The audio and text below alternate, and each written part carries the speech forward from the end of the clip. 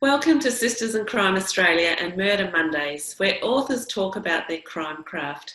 I'm Karina Kilmore, a debut crime writer, a journalist and a national convener for Sisters in Crime, and we've been celebrating women's crime writing since 1991. Before I introduce Malla Nunn, I'd like to acknowledge the traditional owners of country throughout Australia and recognise their continuing connection to land, waters and culture. We pay our respects to their elders past, present and emerging. Malla, welcome. Thank you for being with us today. Oh, it's a pleasure. Born in Swaziland before moving with your parents to Perth in the 1970s. In New York, you worked in film and then back to Australia where you began writing and directing short films and videos. Fade to White, Sweet Breeze, and Servant of the Ancestor won numerous awards and have been shown at international film festivals from New York to Zanzibar. And then you turned to crime, which was great for us. A Beautiful Place to Die, your first novel in the Emmanuel Cooper series, which is set in 1950s Apartheid, South Africa, won the Sisters in Crime Davitt Award in 2009, and there are now 4 books in the series. And your award-winning has not stopped. Your young adult novel, When the Ground is Hard, has won the Los Angeles Times Book Prize for Young Adult Literature and the Jesset Frank Award for Children's Literature. It's also currently listed by the Children's Book Council of Australia and Sisters in Crime's very own Davitt Awards for Best Young Adult Crime Novel. Welcome, Malla. Before we get to the questions, can you please give us your elevator pitch for When the Ground is Hard? Oh, well, When the Ground is Hard is actually my first YA novel, but it has got a bit of a, because I can't help myself and I keep getting going back to crime, there is a kind of a mystery that has to be solved within the book. But it's about 2 girls who go to a boarding school in Swaziland. It's a boarding school for mixed race children, and it's an unlikely friendship between a girl who's from a very rich background and a girl who's very, very poor. And they're forced to share a room. And one of the things they share is they kind of share also reading Jane Eyre. And it's kind of like how it's really about the beginning of a relationship that I think in my head anyway is going to last those girls' entire lives. Yeah, it's beautiful. Yeah, lovely. Okay, on to the questions. All right. What's your top writing tip and what's your top self-editing tip? All right. My top writing tip is to actually just write, which is harder than it seems. Yeah. Because depending on my circumstances, and I write from home, I can come up with numerous excuses not to write. So sometimes I just go, okay, I mean, sometimes I actually have to go, you just have to go and finish that scene today, even if I'm not feeling like it. I try to keep my hand in. And I know that people say real writers write every day. Well, hello, I was writing with 2 kids under 2. No, real writers don't write every day. They write when it's possible. When you have the urge, you absolutely must acknowledge that urge and get to it and know that it's actually just such a I think writing self-nurturing. Personally, I think it's part of our creative urge to be part of the world and to tell stories, and that's very ancient. So I think, think about it that way. It's not a drag. It's a really beautiful liberty to be able to do it. So that's how I think of it, even in times when I feel like it's very hard for me to get a good rhythm up. Yeah. Self-editing, I'm just the worst at self-editing. And that's partly because I'm a pantser, so I don't really plot very far ahead. So I go off on tangents all the time. And then I have to come back and go, oh, that didn't work out, and throw a lot of stuff out. But honestly, the self-editing, I just tend to go write myself into a corner and then actually I edit my way out of it. That's how I do it. I wouldn't recommend it, by the way. Okay. When and how do you work out plot twists and red herrings? Well, you've almost answered that. Well, I have almost answered that, except, it's interesting to me. Sometimes I get a feeling, well, not sometimes, I always know the last line of the book I'm writing. It'll just come to me and sometimes I go, oh, that must mean X, Y, and Z, or maybe it means that. So it's kind of a thinking point for me to go, how do I get from the beginning to the end? And as for red, herrings, I'm not very good at that sort of stuff. My crime novels are actually fairly simple, actually. They're very simple structurally, and also very simple in that I'll have one or two false leads. I'm not one of those people that can just bombard a reader and people go, oh my God, I've got no idea. You do sometimes have to be paying attention. So for me, this is why I love writing crime, is that any policeman will not be able to say, oh, I know exactly who did it, unless they find somebody who's on the scene. They don't have to go through the process of figuring out who did it and why and how it worked. So I just follow that simple logical process, and the plot twists are just a result of people finding out something else that contradicts their point of view, or something that's been hidden that comes to life. So I really love that about crime, for me anyway, in that I feel like the plot can be twisty, but it feels kind of, I feel like it's natural to the story for me when I'm writing crime. Yeah, that's great description. Well, leading on from that, are you a plotter or a pantser? I think we've discovered you're a pantser. Oh, pantser. Yeah, I'll go. I have no pants. Yeah. I'll go straight to the next one. What started you on a life of crime? Reading crime. I like for even in the film genre, I really love gangster films. I love heist films. So I started that, and then I would go to the library, and I would always want to get something that was a bit worthy. Then I'd always end up with a TV series about a monk/detective, in medieval times, because I find it fascinating. Yeah. And also, I'm a history. I did a history major, and I love history. Yeah. So I found I would just gravitate toward books that had a combination of history and crime. So they were both readable to me, but also really rich, entertaining environments. Yeah. So for me, that's what brought me to a life of crime. Is just I couldn't help myself.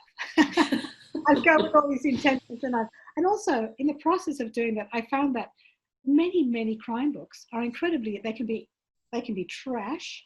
They can be literary. They can teach you a whole lot of stuff. They can be utter nonsense. But you've got this amazing choice in crime, don't you? It's not one particular thing. And I always find it funny when you go to book a lot of literary like affairs or like writers' conferences and stuff, and the more literary of the writers tended to be a little bit more kind of, we always felt they were a little bit on the side of where the crime writers sat. But the crime writers were always having more fun. Definitely. We had no illusions. We write crime, guys. And let's all go get a drink and talk about our favorite book we just read. That's not consistent, but I always find the crime writers were just a huge amount of fun. Yeah. Does your main character ever surprise you? Yes. In some situations, absolutely. Like Emmanuel would surprise me completely. But my main frustration with Emmanuel is that because he's a veteran of World War II, and he's a police detective, and he's in the 50s, he wasn't an oversharer. He's not a handler. And sometimes I needed him to kind of say, babe, we need to talk. And he never did. Not once did he say, hey, Malla, can we talk? And tell you some stuff. It would be like I would have to claw this information out of him, because by nature, he's quite closed off, So I would often find out stuff, and I go, oh, that's why. Oh, that's who you are. And I kind of found that like delightful. I really did. It did mean I couldn't it also stopped me from putting great big slabby paragraphs where Emmanuel would talk about himself or, blocking his background. But yes, he surprised me a lot of times, but I've had to dig around to really get him to open up for me. Very good. Who are your literary inspirations? I'd say my childhood inspirations, and they weren't, I didn't even think of them as inspirations. Just I absolutely used to love the Famous Five, the Enid Blyton, and that was because they were just so kind of free to roam the countryside and do things and go out in boats, and they were living in a place that I actually find hard to imagine, like on the sea and stuff. So for me, that was very rich atmosphere. So I quite love that. And then I think I love the Bronte sisters. I think they're just brilliant and so confident.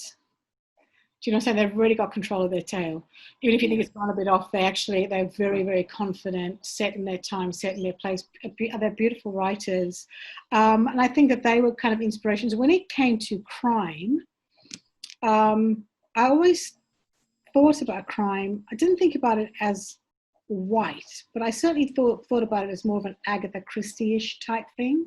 And even when I started being more interested in crime, I hadn't really thought of it as something that was kind of open to everybody of every color, right? And this is, we're talking back in the 80s now. So then I read a review by a guy called Walter Mosley, and it was a book called Devil in a Blue Dress. And it was set in Los Angeles, and the main character was a black private eye, and he was set in black Los Angeles. I'd never seen it before. And I was blown away. I thought, oh my gosh, so my experiences, my family background, because I was like, that's completely valid. I can totally write crime. So he was a huge, huge influence on me. I read all his books like back to back. And it was more like, I felt like he, in a strange way, was saying, hey, I did it. You can do it. I've been permission to do it. In the same way as, I think that probably Irish crime writers went through the same thing, where suddenly it was like, hey, hold on a second, we can write crime in Ireland, or we can write crime in Nairobi. It's very universal. That's another thing about crime. Find me a place where it doesn't happen. No, that's exactly right. Yeah. So, Actually, that leads on to the next question. How do you approach representing diverse communities? Well, I actually don't have an approach. I just write, and that's because I'm positioned where my community is diverse. Yeah. You know what I'm saying? So, and I'm from a diverse background. So all I've really done is go look at my own family and feel like one thing I particularly dislike, especially in historicals, is where people place people of color or people with very sexual orientations or anything you can think of where you think about other in historical context, where they place them at the center of a story, or I think, well, that probably wouldn't have worked very well then, unless X, Y, and Z was covered. So to me, you have to be historically true to the time. So if there was a problem, you have to bring that up. And it became my pet hate when I turn on a movie and it'd be 1950s and there'd be a black FBI agent. I'd go, that is a lie. And also you're making it so hard for people to understand how hard it was for people to get that representation. It was fought for. You didn't just go, 1950s, we just have a black guy come on. I disagree with that so strongly because it negates all the gains, hard fought, hard won gains for people from diverse backgrounds who are mixed. It stops us realizing how hard women had to work for our gains and for our representation and everything. So, if you're just doing diversity for diversity, please just stop. Just stop, because, or even it doesn't have to be diverse, because a struggle for a female is still a struggle for a female all over the world. It's so interesting to me that those things are still almost set in stone. So I don't really struggle with doing diverse characters because my family is very diverse, and we have a joke with my sister that when we look at the list of people, ethnicities missing from our family, we're kind of like, well, we've got to get an Inuit in, because there are no Inuits. Everyone else pile in, So it's not really an issue to me. I just write because that's my background. Yeah, no, that's lovely. How do you decide the scene of a crime? Oh, that comes to me when I'm thinking of the next book, and I think, well, what happens in it? So for A Beautiful Place to Die, I was standing by the side of a river in South Africa, and it was just beautiful braided river. And in my mind, I just was like, I saw a photograph, and it was a man in the river, and he was dead, and I knew he was a policeman because he was wearing a uniform. And I just thought, oh, I wonder what happened there. And my second book was just come out of me being around Durban and the ports. My third book was just set in the Drakensberg Mountains. I was actually in the Drakensberg, and I thought, how interesting. So you've got this pocket of Afrikaner farms here, and you've got these English farms, and it's a kind of place where people talk about, oh, we're going to go to the Midlands, as if it is England. I thought, that's odd. It's not England, South Africa. So a lot of it, and the next one was, having spent a tiny bit of time in Johannesburg. So for me, I kind of am in an environment, and I do quite a lot of reading as well. I kind of like to read newspapers and stuff like that, and go back and see. So, but generally, it will actually come to me as a photograph, and I don't know how that person ended up there, how the victim ended up there. Yeah. And that's how it comes to me, and then I kind of dig into that. You pants your way around it. I do. I pants my way. Who's your favourite crime fiction character?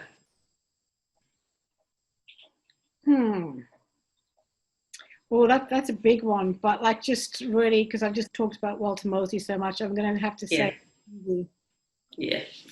I'll absolutely say it's him. Yeah. How much of a profile do you do for each character before you write? Haven't we talked about what a pantser I am? I'm a pantser through and through. I will literally be writing a scene and go, I had no idea. So that, oh my goodness, I'm that bad. I'm that bad. When I come to the structural edit, and the Americans are demons with structural edits. And I will get long lists and it will say things like, all right, she's light blonde in this scene. She seems a bit darker in that scene. I go, oh yeah, I've forgotten about that. And try to clarify, and I'll literally have to go, wow, I guess I better make a character profile then. And I sit down and actually do it. I just kind of, I suppose what I love about writing is feeling like I'm being pushed on a current. So with Emmanuel, when he came to me, I certainly knew a whole lot of things about him that I wrote down, and I was like, oh, okay, he's definitely, he's detectives, World War II.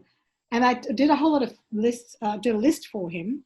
And then I contacted a guy who's actually a policeman in South Africa, and I said, are all these things feasible? And he said, absolutely. X amount of people, soldiers from South Africa fought in World War II in the North African theatre and also in Europe.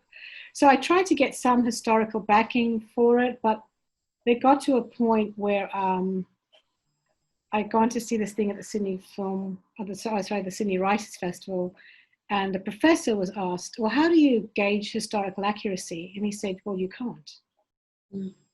You're not there. And I thought, well, so I wrote to my researcher and I said, listen, Terence, you can take anything out of my novel so long as you prove that nothing in my novel didn't happen not once in South African history. And he was like, it's all a go. Brilliant. How many drafts do you write before handing it in? I am probably, having said that I don't self-edit very much, I do write, and I'll tend to go back and work.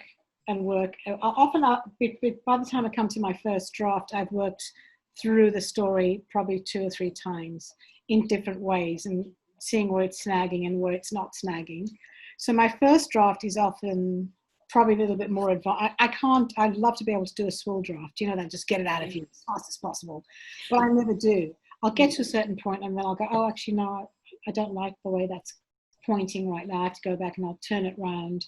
And then I had the unbelievable privilege of, or maybe I had a sneaking suspicion I'd end up as a writer because my husband's an ex-editor. Ooh. So when I get to the end of my first draft, he's my reader. He's my first reader. And despite the fact that we have been married for many years, we often come to the point of a near divorce when taking his notes from my first draft. Once my daughter came in while in the middle of a furious argument about one of my characters, and she said, "They're not even real. Like, it's not even real." And I'm like, "Yes, it is, because no way he could have said that or would have done that." And my husband's like, "Yes, there is, and I'll tell you why." But he's very good. He's a very good editor. So I do tend to listen to him, but I've got that on my side. And then once he's gone through and I've made all the corrections and stuff that I agree with, because a point of pride that I don't agree with everything. Yeah. You know, gotta hang on something. That's right. Then I will send it to my agent, Catherine Drayton, and she will send me back notes. And she'll say, "Okay, this is snagging a bit for me." Or she'll say, "Hey, it's running a bit long, but let's leave that to the professionals." And then she'll send it out. So I go through quite a series of processes before, and then the massive structural edit will obviously come once the chief editor at the publishing house has gone through it. Yeah. And that's when the real, I thought it was in really good shape. I always leave it, I always go, "It's in really good shape," and then I get the notes back and I go, okay. That work of a different kind. I'm kind of getting to enjoy it now. Before I felt like kind of really like it was a weight on me, but now I'm kind of enjoying it because it means that the book will be better. Yeah. And do you find that the editors in each country are slightly different, the edits and the way they...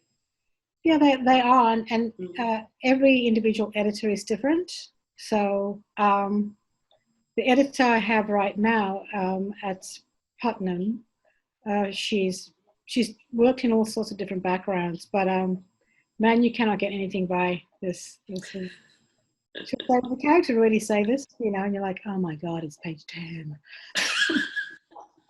But she's always got really, really good reasons for asking it. So I would consider her quite a tough editor in that she doesn't let things slide. I do tend to feel that the Americans go much deeper on structural edits, say, than Australians. They go much deeper. And then you'll get 3 other edits for different things in the story. And you just are like, wow, okay. Well, I guess that's why they're paying me. Work, it's actual work. But yeah, so they are very different, and it's so editor dependent. That's why a lot of writers, when they lose a particular editor at a publishing house, it can feel like you've lost something really valuable, because you start getting a working relationship with that person. And there has been one time where my book had already been edited quite heavily, and it got sent out to another sub-editor, and I was on page 3. And I said to my husband, I feel really bad, because the editor was asking questions where the answer came on the next page. Kind of, I was like, seriously? Well, he's got a head concussion. How does he know? I'm like, but if you just go to the next page, we'll tell you why he doesn't know. And I got to page 5, and I was actually so furious at how badly edited this was, and how just rude it was to the writer. "Hey, lady," sir, sorry, or sir, but it was females. It's almost always females that edit your stuff, because they seem to have the eye for the detail, I think. But it was the one edit where I actually declined. I got back to the publisher and I said, "I refuse to do this edit. I will not do it." And I got back, "Oh yeah, we thought it was a bit much." Oh, that's interesting. Yeah. You got to stick up for yourself at some point. Yeah. How do you write about violence? I just don't. You probably notice I don't get into gore very much. I don't get into gore very much at all. So, and I've never had a character. I've never had a victim in any of my books that has been, for example, severely mutilated or raped or kept in a cage. And look, there's a place for those sort of things. It's just not for me. So my violence tends to be actually quite sparing. So even in the book is set in the Drakensberg, where there is somebody who's had violence done to their body. There's actually a cultural reason for that. And the chief, Emmanuel, doesn't know what that is. He thinks it's mutilation until Shabalala says to him, no, this is what Zulus do with the body. It's a spiritual practice. So I personally am kind of like, I can't stand the thought of hurting a living character so badly that in reality I know they would never recover. Yeah. You know what I'm saying? I just can't read some of the stuff and I just go, do you guys, I mean, maybe it's coming from South Africa where we know victims of crime and it breaks people forever. It's not a matter of, I was kept in the cage and then now I'm going to be a superhero. I just go, you don't understand violence at all. That's why I don't wish it on my characters. I don't wish terrible violence on them for a thrill for the reader.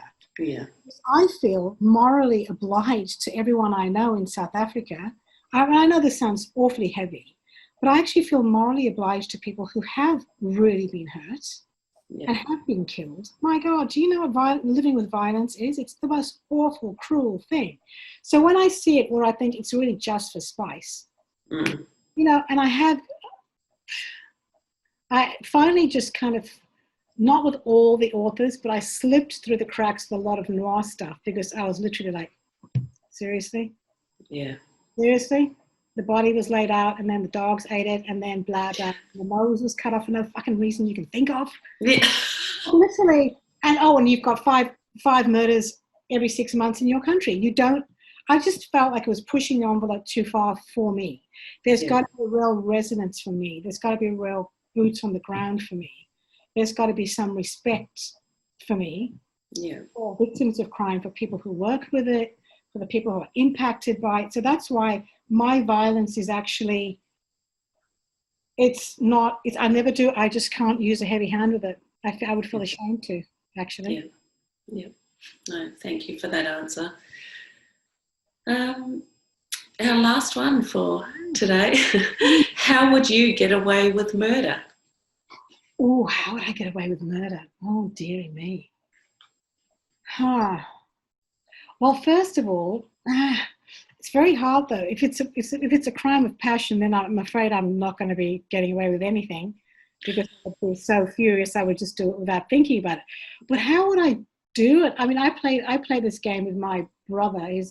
Used to work for the federal police, and it wasn't how do you get away with murder. I said to him, if I found $5 million, how would I hide it? And we went through the whole thing, and it was really exciting. And then it also related me thinking, why would I murder somebody? Why would I get away with it? How would you? I think the people who tend to get away with murder, most are people who probably have got a habit of it, to be honest with you. They know forensics, they read up on stuff.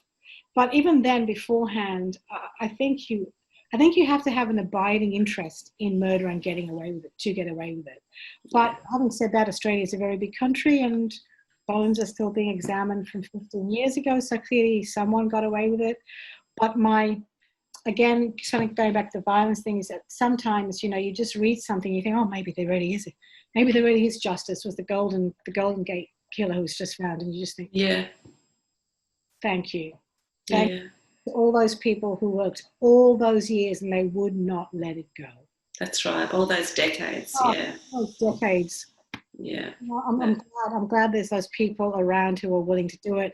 So in a weird way, I hope that I would never get away with it. Yeah. That's right. I can't get away with $50 million that belongs to drug dealers. Yeah. That's in your Swiss bank account, is it, Malla? My brother was like, first thing, don't spend it. Yes, that's right.